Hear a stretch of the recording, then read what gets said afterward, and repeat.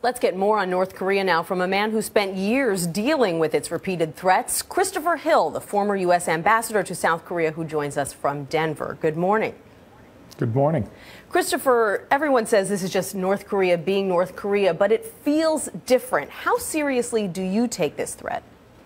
Well, first of all, every year we have these exercises, and the exercises are very necessary to make sure the plan that we have jointly worked out with the South Koreans to defend South Korea really does work. So there's nothing new about the exercises, and there's nothing new about North Korea complaining about them.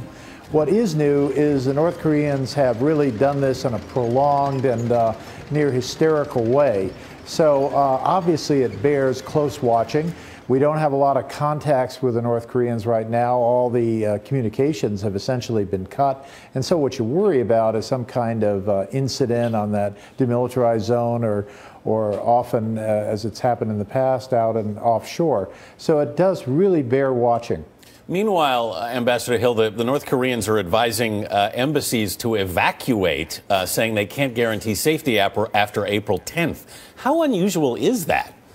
I was in the diplomatic service of 33 years. I've never seen an incident where the host government says, run for your lives, we can't defend you, and then the embassies say, no, we're okay here. So it is really quite unprecedented, but it's an example of the kind of bluster and even buffoonery of the North Koreans these days. I mean, that is not how you deal with foreign embassies. So I think it's part of their effort to kind of hype the war hysteria. Ambassador, obviously China is so critical here. They're one of the few nations that talks to North Korea on a regular basis. And Secretary of State Kerry is heading to Beijing next week. What's he hoping to accomplish? And has their attitude towards North Korea changed at all?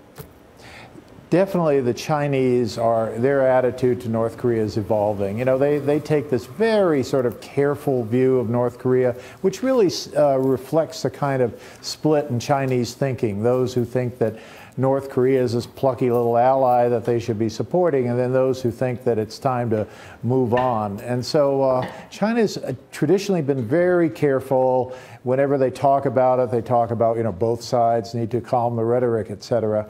But in recent weeks, recent months, the Chinese appear to be getting a little tired of all this.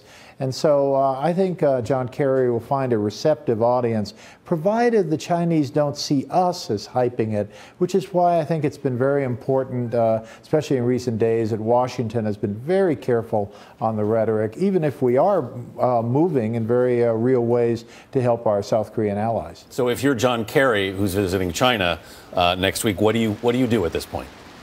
Well, I think what we're trying to do is kind of get their assessment of what is going on, their ideas for how they can kind of throttle back this, emerging crisis. I think the idea of getting them back to the talks at this point, the six-party talks on denuclearization, that's probably a bridge too far at this point. But I think there'll be a sort of exchange of views of how to get the North Koreans to knock this off. By the end of this month, we're looking at the end of the exercises, and the question will be, after the North Koreans probably will fire off a couple of missiles, whether it'll be the end of their propaganda exercise. Understood. Great insight. Ambassador Christopher Hill, thank you.